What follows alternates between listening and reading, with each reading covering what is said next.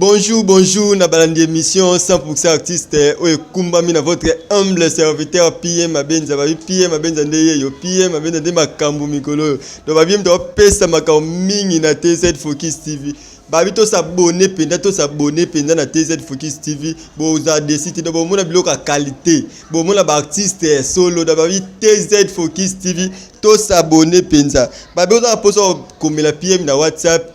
Combien la piste 243 82 59 99 572 plus 243 82 59 99 572.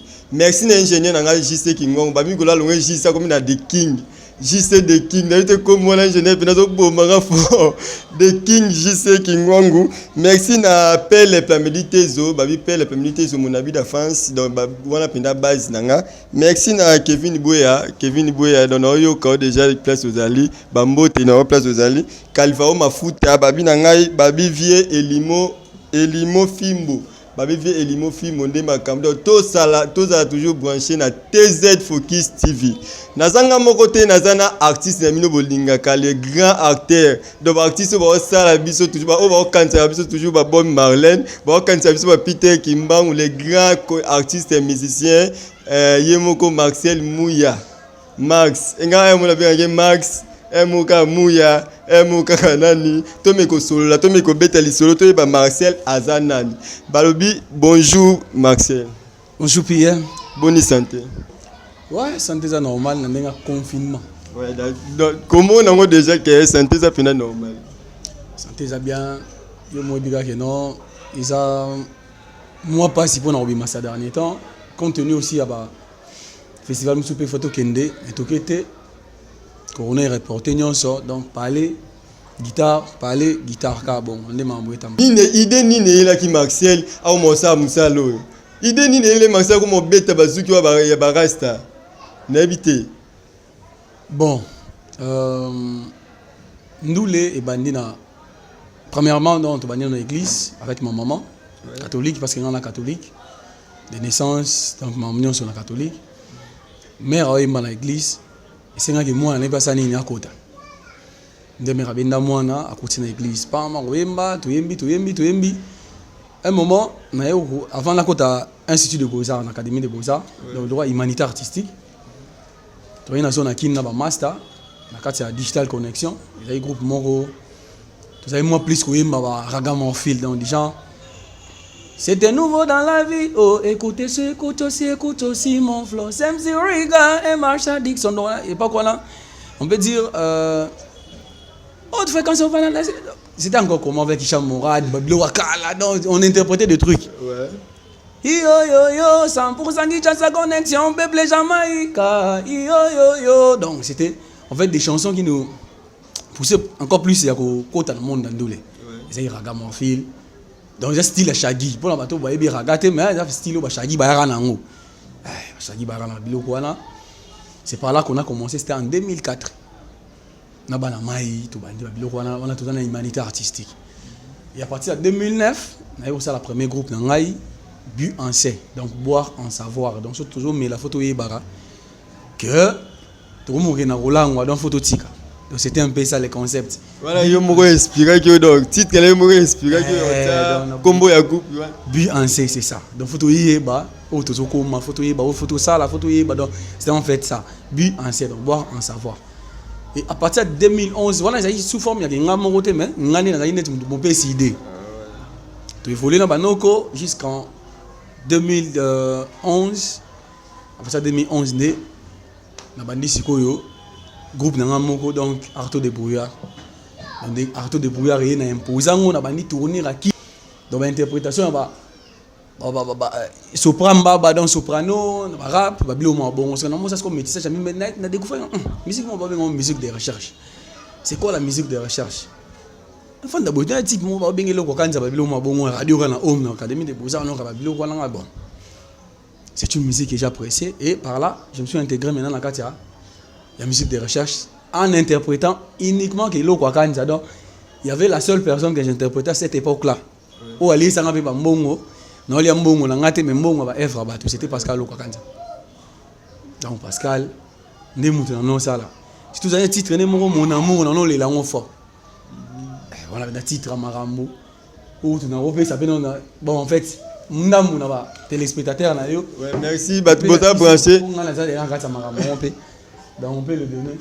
C'est parmi des chansons où il y a l'eau qu'on annonce c'est plan des pieds pas quoi.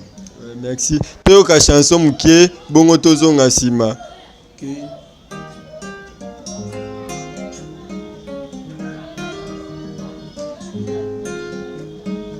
Donne-moi la force, mon amour, de plonger tout au fond de moi. Ouvre bien mes yeux pour toujours, pour que je te revoie. Pour toi, je déplacerai mes montagnes et je tâterai les orties du chemin. Un jour, laisse-moi un peu de temps, sera meilleur pour toi. Un jour, laisse-moi un peu de temps, je serai meilleur pour toi. Tu découvriras mon amour, c'est autre que j'étais déjà. La nuit devient bien les jours, pourquoi pas moi? C'est par magie tu se vois à l'envers. Alors je croirais c'était trop de prière. Un jour, laisse-moi un peu de temps, sera meilleur pour toi. Bon. Merci Penza. Bandeko place bazali ba cher de poule na sentir Matibino. Même ngambo pe place na fani pena explication pena. Na ebite idole za loko kanza. Ouais, c'est ce que je dis que parmi mes idoles, bato basali ke muya banda pena en fait que c'est façonné. Ko créer loko moko boye, c'est Pascal Lokwakanza. Donc Pascal Lokwakanza nkolo dans parmi ba vieux o ba soni ke biso to aligné mon musical. Bien que les lots toyé ko ça la métissage à la musique, to sangisi par-ci par-là, donc batikenja fakoli ba koti makambo to ke na style les lots, tout juste adopter sous l'actualité. Par exemple, net dans la musique urbaine actuelle, on a adopté encore des styles parce que mukili évoluera, puis biso non ça. Il y a Babouba ton dimate Babouba un jour ba oyemba mais les lots Babouba ba oyemba. Moi ba les fa ba oyemba, mais ils étaient des rappeurs tout court à se rapper. Mais les lots comment que style la musique ndenge mukili dans ce monde la musique ils ont ramené ba apparition ba style mususu na mama mususu ba technique mususu, c'est que les gens s'adaptent par rapport à l'actualité. Donc ndé tozo kindera bongo tozo ça ko kende mais bisika to outi et c'est pas bâti pour toi biso wana dans ba mikolo. Bon ko benga on style ba rasta c'est trop dio, mais nangolo ba que une musique humanitaire, une musique consciente. Compte tenu du texte, on se diffère. Mais compte tenu à beats ou bien le rythmique, autre bien instrumental, Naro s'appelle instrumental ou fallait yembi, mais moi je les ramène un message nanga. Naro s'appelle beat oyo, gaz mawete yembi, gaz mawete pour ne pas massacrer son nom, comme il est dit souvent. Donc style beat oyo yembi linga la wemba, on met musique message nanga nachi. Alors c'est une particularité bien connue à Mouya, Maxel Mouya, à ça la style déjà conscient, à ça la déjà musiquement consciente et tout. Mais actuellement, compte tenu des consommateurs, les consommateurs n'abisso, bah on sait que au côté taper les mots le mot des gens en love, au salaire. Moi je sais mon autre bête à l'eau quand ça, ils ont love. Déjà t'es que conscience mon des gens qui a lobby, la zogi mo qui bâti au bunda bâti sanité, ils ont love. Mais ils ont différent dans love ya. Gazmawet. Loko qu'est-ce qu'il ramène? Ils ont ramené particularité moko boya approprié yé moko ou appuyer dans la musique mon ailleurs. Fallait je crois bien que non, à ça la pe babilo on a baki d'enfouka, créer pe ba esprit wana memango pe. Comme bien la musique de recherche. La musique de recherche n'est pas seulement la recherche comme les gens le pensent, mais la musique de recherche c'est un métissage de styles non connus par d'autres personnes. Yoke bambara na Mali ou récupérant ozongi ou enango. Ok parfois mbo na Sénégal okuti nini style na bango babenga mbalax ou style mbalax ozongi nango oyo memeli batu ozo comprendre donc ils ont pas différence wana ndé batu comprendre que ils ont style wana sauf que la musique populaire est qu'est-ce qu'on appelle la musique populaire? C'est la musique au to bengi dans babenga nini bango moné babenga mikolo la musique à la consommation du public, c'est que On peut retrouver cette musique dans des boîtes de nuit, on peut retrouver cette musique dans des bars où les gens boivent, et ça sent souvent. Maintenant, c'est un style au Baloko Kanza ne sont pas vraiment appropriés. Si un jour, on peut être featuring, mais pourquoi pas? Pourquoi pas Naïmbana Fali Poupa? Pourquoi pas Naïmbana Gazmawete? Pourquoi pas Naïmbana Robinho Mundibu? Pourquoi pas? Je suis obligé de Naïmbana parce que l'essentiel est quoi? Quand il vient d'expliquer, contexte, on va te couper la macam. Bon, il parce que Bimeli, il y a aussi une musique, il y a une musique, il y a oh, tout ça, il y a une libre ensemble, un seul monde, premier titre, un seul monde, c'était un titre. Et l'album, soit un album basé sur l'humanité tout entière. Donc je parlais que d'y vivre ensemble, je parlais de la paix et de la tranquillité à travers le monde. Donc c'est ce qui a fait que les gens te comprennent ou te connaissent dans ce style. Par mon début, si j'avais commencé, c'est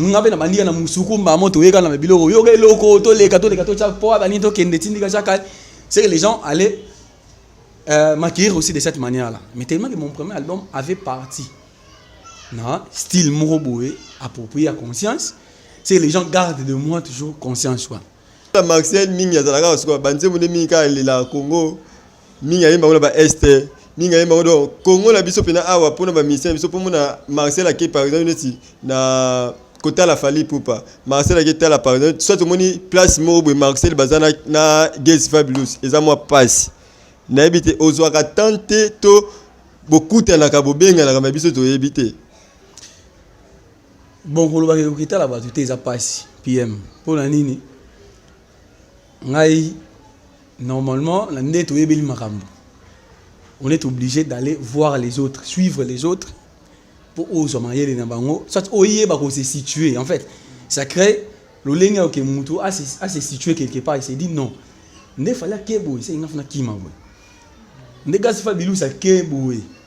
Obenga biso ba UPA, ton limite za ba UPA. Bro, moni a kene lo ne wana ah. So so ngabela nga bimisele lo mo boy fona sa ne zalo lo mo no le big boss Mukenge Chai. Donc Michel Mukenge Chai.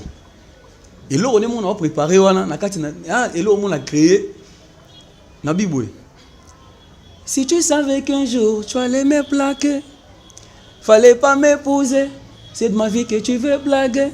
Rappelle-toi de ton serment prêté devant toute ma grande famille, devant l'état civil, devant toute mon église. Mais aujourd'hui, tu veux que ça finisse. Vraiment, Ngana boy, boy, boy, Ngana boy. Donc, ce qui est le rôle que tant qu'on a un Monica bon, en fait, c'est Yemba Mino Bongo, mais tant qu'on a un en entièreté, on comprend que ça qui est l'eau. Ils ont qu'il est l'eau et qu'il est l'eau. Qu'est-ce que je fais? Je suis parti. Je suis là au moins Niska. Et là, on a Kimi, on a Yibiga et le moins Niska, on a intégré dans la logo. Si tu savais qu'un jour tu allais me plaquer, fallait pas me marier. C'est de ma vie que tu veux blaguer. Rappelle-toi de ton serment prêté devant toute ma grande famille, devant l'état civil. Ngana boy, boy, boy, Ngana boy, Kobe banana yo, Ngana. Obike obo babato ba Orlando pena micro, ako bato balinga Marseille baba artiste. C'est ça, donc en fait, on est obligé d'aller voir les autres. Kouya concert à Fali Poupa, Kouya Rota la Gaze Fabulous, Kouya Rota la Rebo, Kouya Rota la parce que pour na copier, attends au la bango te me faut yo ka bango. Pour na osanini o se situé en place au Sengel ki yo za la we ba nga directive à musique nanga ezokende boy. Yanga ezokende boy, ya bango ezokende boy. Donc ça esenga kotala na pe kokuta na. Gaze Fabulous récemment on était avec dans chez Temba Kaembe. Ouais, dans le village chez Temba. Donc avant le concert, on était avec Bango. Une dame, moi, la m'cole A, Noé Merison, on a la bétarane en 2018, si je ne me trompe pas. On va bétarane en 2019. Dans Fabregas, dans Fabregas, dans Claudia Bakissa, dans Gaze Fabulous. On va bétarane un jour. Mais on a la bétarane en avance parce que tout bétarane en Aldi la Gombe, tout bétarane en Wallonie, Bruxelles, et puis dans Grand Hôtel. Pullman, donc ça y est bon. Dans une invitation, et j'étais là, et les gars aussi étaient là. Ouais, mais c'est rencontré dans des milliers ou dans des sites, même Gaze Mawete, je me souviens qu'on a Wallonie, Bruxelles, tout ça, les jours, il y a Music in Africa, donc talk about talk about skin donc si je mon bon thème mon bon organisé par Music in Africa donc talk about skin donc tout ça ranaé dans centre Wallonie Bruxelles na Christian Le Pira il y a bon musique donc tout le monde on était là là-bas donc tout dans la mission fait là-bas ma musu soit pas wana na Music in African Music Forum tout ça qui peut na mission. Ouais, merci. Nzembo no liboso oyo inspiration ila ka ila kona nini. Nzembo liboso bimisa. Nzembo liboso inspiration dans 2005. 2005 Nzembo le beta maka. Déjà pour créer album na mo album na banzembo no. Soit izaka ka. Bon, na album na d'abord. Bon, premier titre dans l'album. Ouais. Ils a libre. Combien de titres na carte? 6 titres donc 23 minutes 30 secondes donc album EP intitulé Un seul monde. Ouais, Un seul monde. To mekalo ko yoka Un seul monde bandeko bon tozonga po mingi pe igeti bu pesa za la linga mingi Un seul monde. JC de King pa linga mingi Un seul monde to meko yoka Un seul monde bon tozonga sima. Bon, nakina premier titre Un seul monde où ils a libre ensemble. Donc titre donc libre ensemble nous avons invité le monde to vivre ensemble. De toi accepter muninga zaleli, toi accepter race muninga, toi accepter culture muninga, toi accepter religion muninga parce que au monde on ne doit pas vivre tous na lignée mon conforme même dans des familles tout ça opinion religieuse naé et on faut tous accepter de cette manière là donc c'était ça le titre.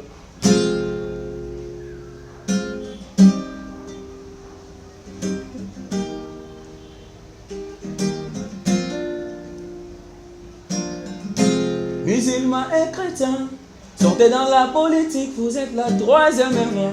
Au milieu du village, l'humanité a besoin de votre nom pour la paix. Vous faites la honte de Dieu, ignorant ce qui est écrit dans les saintes écritures. De pas tuer le monde, mais apprendre aux hommes la paix et l'amour du prochain.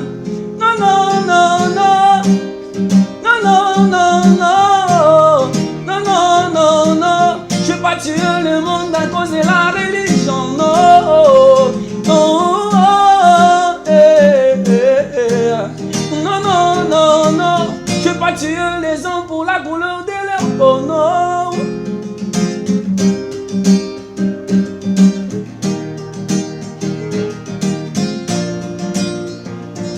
Soudan divisé, nord et sud, parce que je suis chrétien, toi t'es musulman, Mali déchiré.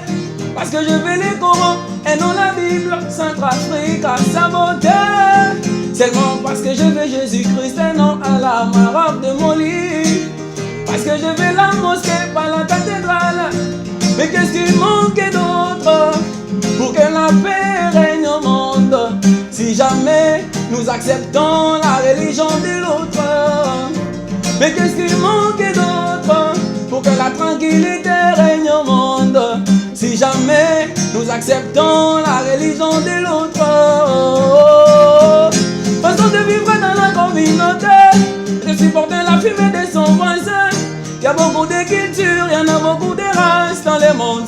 Tu dois accepter de vivre, ne pas s'opposer à l'existence. La nature nous permet de vivre ensemble, en sachant de vivre avec la religion de l'autre, c'est ça même, la tranquillité du monde. Non, non, non, non. Non, non, non, non, non, non, non, non, je veux pas tuer le monde à cause de la religion, non, non, non, non, non, non. Bon, betelo maboko tombetelo pela maboko bandeko place bazali baolanda explication nzembo yo motango yemba ngo osantande nino. Bon, libre ensemble les nzembo mona no créé on a 2015, bon, on a créé en 2015, au mois de novembre. Après, attentat, il y a 13 novembre 2017, et 13 novembre plutôt 2015, dans Bataclan, en France, ouais. Batouadagi est belé. Et massacre en Salama qui contenait deux religions, il y a des musulmans et des chrétiens qui ne voulaient pas parler parce que guerre n'a pas depuis là. La guerre sainte, c'est la guerre religieuse, c'est ça qui est entre les croisés et puis les djihadistes. Donc, avant il y a eu d'abord dissolution ou division. Il y a deux pays comme le Soudan Et comment le Soudan du Nord et du Sud compte tenu à la religion. Alors, Babylone, on attend tout le monde qui, au Taliboé, Soudan, Mali, Tilelo, il y a des problèmes. Il y a beaucoup Haram et tout dans le Nigeria. C'est toujours dit à ces deux religions-là. Donc, christianisme et islam. Après attentat à 13 novembre 2015 dans Bataclan, c'est pas ça qui entre le Soudan du Nord et du Sud, tout, les cas qui, Boko Haram, c'est les cas qui dans la Centrafrique. Donc, guerre, moi, on a fait sous la capitale, il y a Centrafrique, il y a la République centrafricaine, donc, dans Bangui. Il y a c'est les cas anti-balaka, où les chrétiens, musulmans, la guerre, moi, j'ai eu même à rencontrer des amis centrafricains ici, où on a habité dans Bango, et puis, monsieur, le cri des enfants en RCA, et puis, ils sont Benda. Donc, Potolong, en fait, dans la langue, Sango. Tout ça, ce sont des amis. Boé au Koutana, on a que Masaki Mambo, Ayati, il est chez nous, étant réfugié. Il y a Marambo, Tali religion, christianisme, maintenant islam. Donc voilà pour quelle raison j'avais quand même cette idée d'aller de dire aux musulmans et chrétiens de sortir de la politique. Car la religion est la troisième voie. La religion n'est pas un truc d'où je peux dire que bateau va partenariat. Moi, à Capella, mon conseil la Vandeko, il y a tout là. Together, let's be together for one people. Together, let's be together for one people. That you are Ugandan, that you are Burundian, that you are Tanzanian, Nigerian or Somalian, that you are Rwandan, that you are Kenyan. That you are Moroccan, Ethiopian, South African. Ukuwe wa Afrika, ukuwe wa Europa, dunia muzima fasi yote. Tuache vita, tukuwa tuwa dunia moja, basi kwa nini roho muba. En fait, c'est un morceau que j'ai eu à concevoir à l'est du pays, tant qu'on a tourné en 2017, en 2016-2017. Moi-même j'étais là à Massissi, moi-même j'étais là à Walikale, j'étais à Osso, j'étais à Lubutu, Maniema, Kalima, j'étais à Kisangani, j'étais à Bukavu, j'étais à Uvira, j'étais à Burundi, j'étais au Rwanda, j'étais en Ouganda aussi. Des guerres, il y a est du pays en Bissau.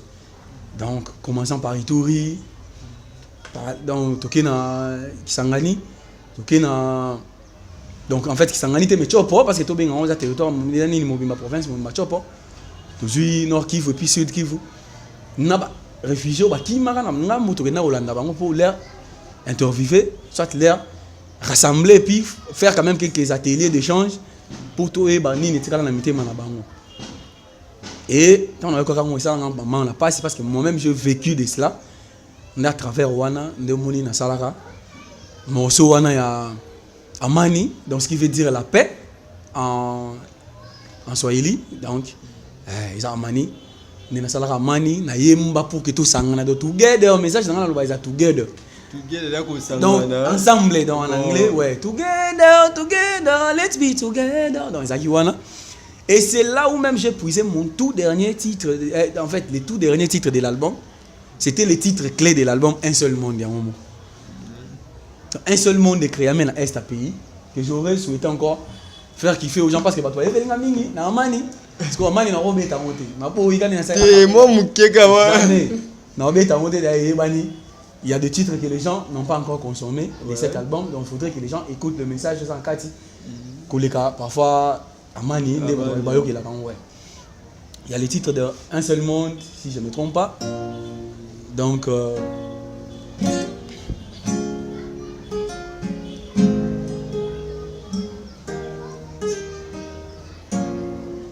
les uns en liberté, les autres surveillés pour leur pauvreté. Les indépendants, les autres colonisés pour ne pas diriger. Des guerres provoquées, des pays divisés pour des minéraux. Le pouvoir détourné, des présidents imposés pour ne pas décider.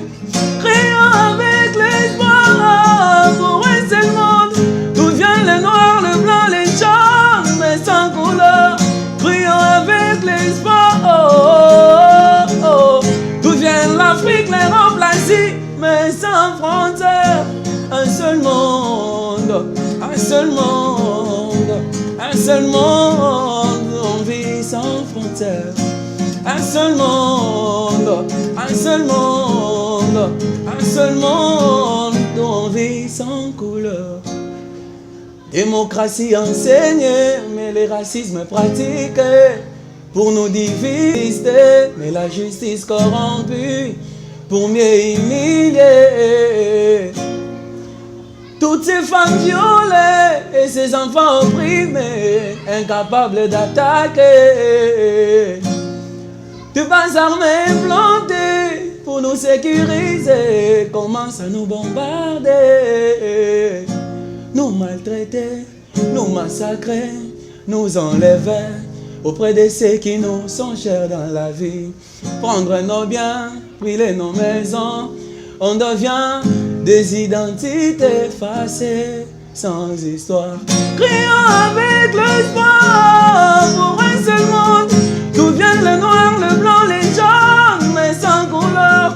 Crions avec l'espoir pour un seul monde, d'où viennent l'Afrique, l'Europe, l'Asie, mais sans frontières. Un seul monde, un seul monde, un seul monde, d'où on vit sans couleur. Un seul monde, un seul monde, un seul monde, d'où on vit sans couleur. Ouais, Mouyende Makambu. Côté la bande molo mingi, oui, Makami pour la mboka, pour la nine. Un jour pour goyembe la paix, par exemple, si n'a pas tout mboka, au type par exemple PM, n'a pas tout mboka, au type par exemple, chéri morobo, et tout le monde a mininga ba Mbappé boy, y a assez bazane ga mi côté ba chéri. Y a mbela neke mi ba chéri, donc écoute maman mboka italiété.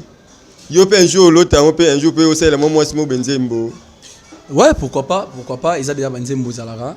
Dans cet album même, il y a quelques titres déjà, il y a Love. Le titre Loi, c'est déjà tard, ils ont titre Love dans cet album nanga. En fait, pour quelle raison j'avais basé cet album sur la conscience, compte tenu il y a souffrance autour du monde dans Mukili. On se promène, pas seulement même quand on se promène plutôt avec la Monisco, mais quand nous voyons autour de nous, là, il faudrait pas qu'on s'écarte. Donc il faut tout là. Et quand, comme j'étais parti, commençant d'abord par attentat on a eu le 13 novembre 2015 dans Bataclan, on a eu un titre il y a libre ensemble. Donc et ça et là, on ne peut pas accepter ce que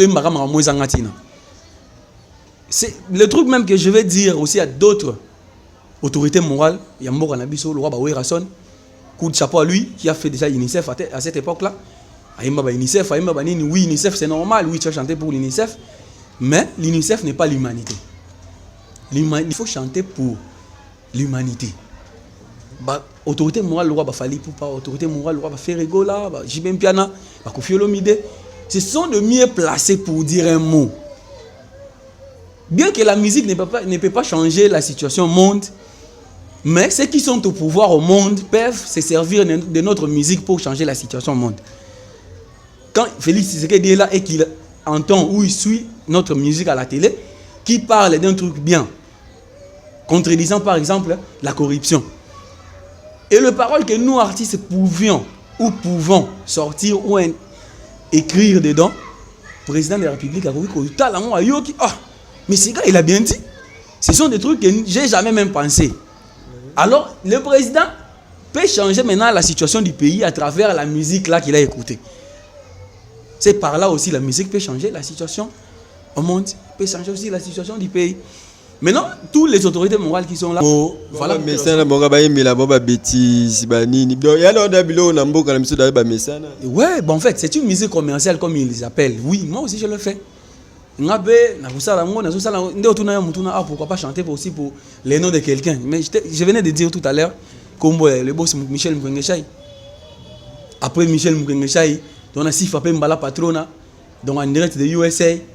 Donc, Adam Moutoumou Fonze Moné Landa. Donc, si frappé Mbala Patrona, donc, Yé Nadal Banson ça donc papa sur la don ya rolobate. Nzembo na bango foi landa na sima ya mukenge chai. Après yango pourquoi pas les boss Manix Simpuki on se rappellera. Les boss Manix Simpuki wana yangai ya groupe kana kati église c'est musée to bina ensemble ba mucheko. Donc ça. Mais ndenza mapa mbola mutu pourquoi pas comme boss lelo Manix Simpuki akoma boss grave. Vous comprenez? Manix Simpuki lelo aza les boss. Quand on se rappellera. Pourquoi pas Nzembo Manix Simpuki les boss et l'andapé nasima nango. Donc ça ba makambu to ya le plus ampli on y arrive aussi petit à petit. Même mon tout premier album j'avais dit consacré et c'était un album gratuit. C'était même pas un album à vendre, c'était un album gratuit pour l'humanité. C'était un cadeau que moi gratos. Donc on l'avait mis comme ça pour que tout le monde puisse puiser quand même. Message de Makati. Merci. N'habite tout aux préparer les balles nini.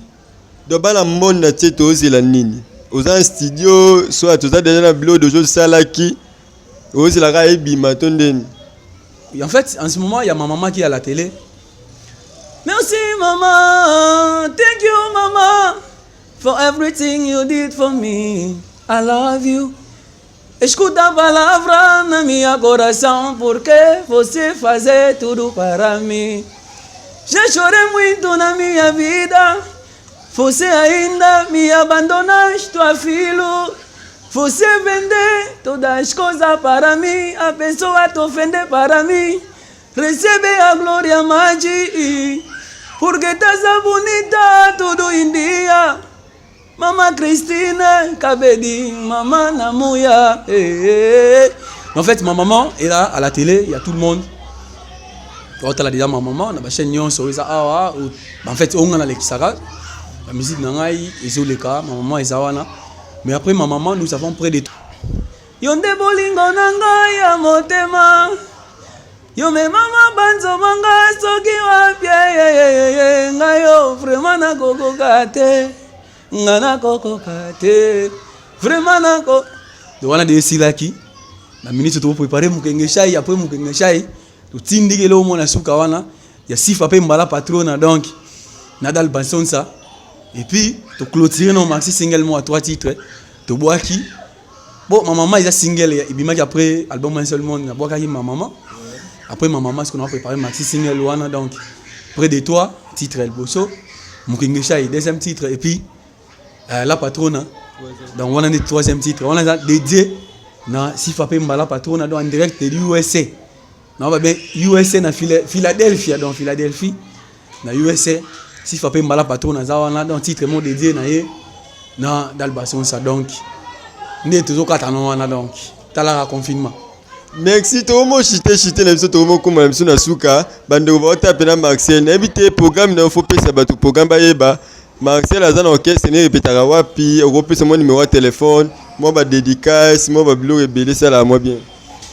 Ouais Marcel Mouya a répété dans ma tété na Maindombe donc na quartier Maindombe wana numéro 38 Marcel Azawana côté terrain Maindombe vraiment na école Maindombe.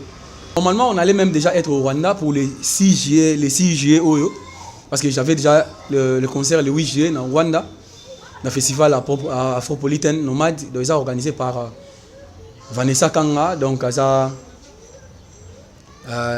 Camerounais canadien, Camerounaise canadien plutôt, donc il y a des organisé qui festival wana à l'aide de la culture canadienne, donc bateau canadien ils organisé donc j'étais invité, dans Congo tout ça il y a 4 artistes invités, la musique donc ça qui Rodriguez, un bon guitariste au fan dans la Belgique, et puis Teka Rissel puis fan dans la Belgique, na Masamo aussi Zenko aussi à Zananjili awa.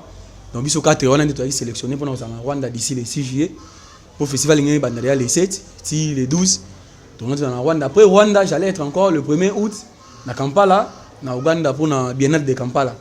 Donc, on a été sélectionné la Biennale de Kampala. Et puis après, en novembre, on est au Maroc. Mais jusque-là, on a reporté. Donc, quand Corona est bomi, Corona venait bomi tout. Tout le monde. Mpia kana va parler.